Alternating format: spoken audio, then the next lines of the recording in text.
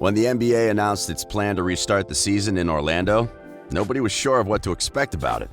Some expressed their excitement when they learned that basketball would be back, while others were concerned about how safe would the bubble be.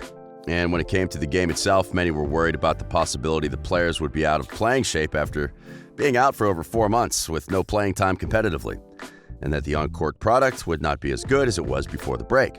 The players were quick to prove doubters wrong, as most of them would bring their best game to Orlando, and some of them went on to exceed expectations and turned into some of the season's restart best stories. Welcome to Courtside.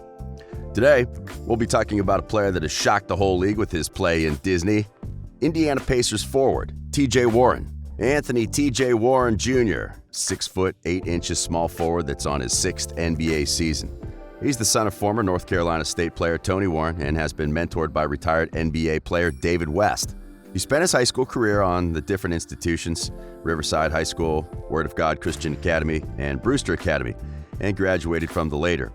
He was scouted by many college programs, but committed to his father's alma mater, North Carolina State University. In his freshman season, Warren was named to the ACC All-Freshman team with averages of 12.1 points and 4.2 rebounds per game. And though he was among the best 31 prospects for that year's draft, decided to stay another season with North Carolina to improve his game and his draft stock. During his sophomore season and now receiving more playing time, he improved his overall production, finishing with averages of 24.9 points and 7.1 rebounds per game, and was named as the ACC Player of the Year. Following the season's conclusion, he decided to declare for the 2014 NBA Draft and was selected by the Phoenix Suns with the 14th overall selection on June 26th.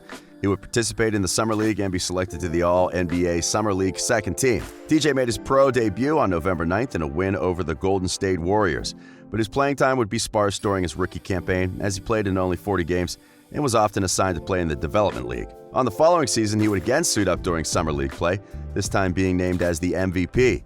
His game would improve during the regular season, going on to average 11 points, but his season was cut short by a broken right foot on February 2nd, 2016. After recovering from this injury, Warren would be promoted to the starting lineup to start the following season to cover up for the absence of P.J. Tucker.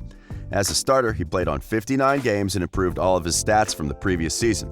For his play, he was rewarded by the Suns with a 4-year extension to his contract and would remain as the team's starting small forward during the following 2 seasons, in which he solidified his status as a scorer.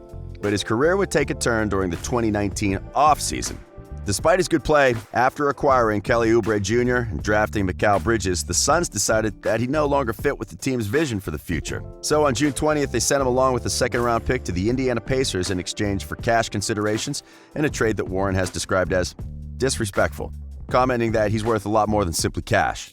The move wasn't looked like a ground-shaking one, as TJ wasn't exactly the most popular player at the time, and no Phoenix player other than Devin Booker or DeAndre Ayton gathered too much attention.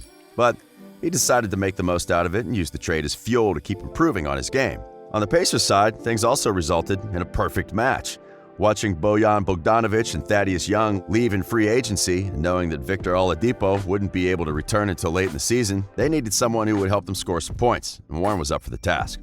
Throughout his first season with the Pacers, he was the team's leading scorer for games before the break. He was averaging 18.7 points per game and had great shooting numbers on all 3 levels. Warren would comment on how things just worked with Indiana from the first day. They received him with open arms and allowed him to shine, an opportunity which he wouldn't waste. The team was exceeding expectations before the season's suspension. The group, guided by coach Nate McMillan, was among the best in the Eastern Conference, despite missing their best player during the first months, and Warren was a big part of that success. And things would only get better for him as time went by. As the bubble games were about to start in Orlando, the Pacers were again being overlooked. Given that Oladipo was still getting into shape and that all-star big man Domantas Sabonis had to leave the bubble because of an injury, many were expecting Indiana to fall in the standings during the seeding games. Introduce Warren. On their first game back, TJ would score a career-high 53 points in a win against the Philadelphia 76ers. The 53 points were the 3rd highest total for a game in Pacers history, as well as the first 50-game point by a Pacers since 2005. But it wasn't just a fluke. While many were wondering where Harden had come from, he continued putting out outstanding performances. He followed his 53-point game by scoring 34 points against the Wizards and 32 against the Magic. His total of 119 points scored through 3 games matched the franchise's record set by Jermaine O'Neal. Then, after being held to 16 points by his former team, he would score 39 against the Lakers, including a 3-pointer in the last seconds that helped put the game away. Over 6 games in Orlando, Warren has averaged 31 points and 6.3 rebounds per game while leading the Pacers to a 4-2 record. His playing has impressed the world and will most likely be rewarded when the Bubble Games awards are presented. But now that the playoffs are about to start, there are 2 questions that people are asking themselves. How is it that he became an all-star level scorer overnight? Most importantly, is his level of play sustainable? While playing for the Suns, TJ was considered as a master of the mid-game, but nothing more. While shooting percentage on 2-pointers was as good as anyone could have asked for, the same couldn't be said about his 3-point shooting. It wasn't until his last season in Phoenix that he improved his range and was able to continue that trend when he started playing for Indiana. But still, he wasn't a volume shooter from the 3-point area. Before the break, he averaged about 3 3-point shot attempts per game. But in Disney, he shot 23 of them in just his first 3 games. Throughout 6 bubble games, he shot 52.4% from 3-point range, something that would have seemed impossible for him a couple of years ago. But the Pacers have also had an important role in helping Warren be successful during the season restart, as they've made some adjustments to their game since coming to Orlando. After learning about Sabonis' injury, they decided to move TJ to the power forward position, playing him as a small ball 4 along with Miles Turner and 3 guards. This change helped the team become more dynamic on offense as the ball moved around easier. With more emphasis on ball movement and in need of more scoring, it was only a matter of time before the ball reached the hot hand. Warren's shot attempts increased from 14.2 before the break to 21.3 inside the bubble, and while some may look at this number and think that he's a ball hog, that couldn't be farther from the truth. TJ can score in bunches without needing to hold the ball for too long. He ranks 5th among the top 5 scorers in Orlando, but 2 things set him apart from other 4 players: the number of touches he gets and the amount of time that he has the ball into his hands. His average time of possession has been just 2.7 seconds, and his touches per game have been 58.2 inside the bubble. In comparison, Luka Doncic averages 11.4 seconds per possession and gets 123.2 touches per game. This means that Warren is capable of scoring the ball without needing to take it away from other players, as he can make a shot as soon as he gets it. All these improvements, along with a bigger commitment on defense, have turned him into a player that might be able to make a difference for Indiana when the games matter the most. And now with a matchup against the Miami Heat and Jimmy Butler, who called Warren trash during a scuffle back in January, waiting for the Pacers in the first round of the playoffs, we'll soon get to know whether TJ's high level of play is sustainable when defenses are at their best or not.